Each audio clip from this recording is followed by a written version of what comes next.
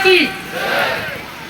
शहीद विजेंद्र जी दोराता की आज मूर्ति अनावरण समारोह में, और हमारे बीच आपको याद होगा वर्ष भर पहले जब आपने बड़ी शहादत अपनी दी थी, देश की रक्षा करते हुए प्राणों का बलिदान दिया था।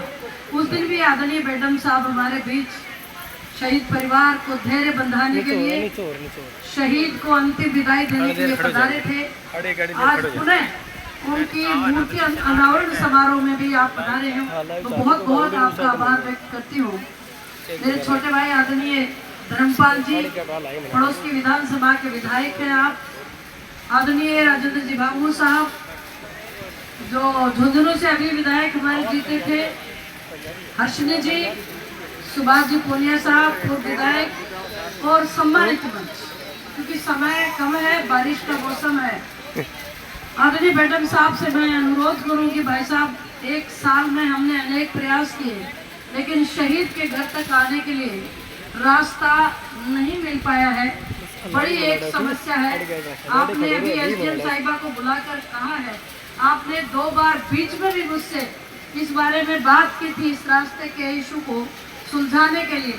मैं भी आज इस मंच के माध्यम से अनुरोध कर रही हूँ कि देखिए, शहीद जिसने बहुत बड़ा बलिदान दिया, ये माता बैठी है यहाँ, शहीद की वीरांगना और 2 नन्हे मुन्ने बच्चे, उनके पिता, आप सोचिए क्या खोया होगा उन्होंने। जो खोया है वो तो हम लौटा नहीं सकते, लेकिन उनका मान सम्मान तो कर ही सकते हैं।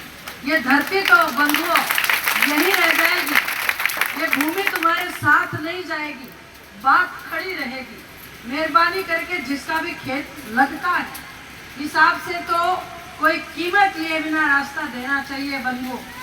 लेकिन फिर भी कोई बात ऐसी है तो मैं आपसे करबद्ध गुजारिश कर रही हूँ कि इस इशू को सुलझाकर ये रास्ता अगले पुण्यतिथि पर हम जब सब एकत्रित हों, तब आपका सहयोग, शहीद परिवार का सम्मान, आपका दिया हुआ रास्ता मिला हुआ होना चाहिए, ऐसा मैं अनुरोध कर रही हूँ।